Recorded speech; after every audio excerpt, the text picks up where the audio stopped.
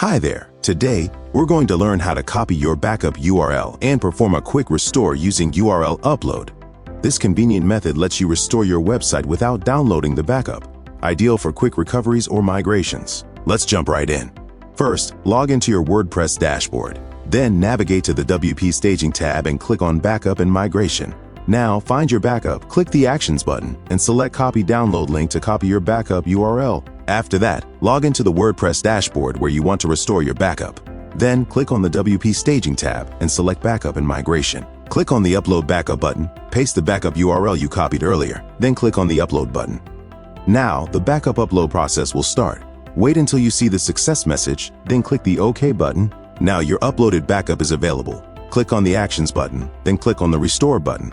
A pop-up will appear. Click the Next button, and then click on the Restore button.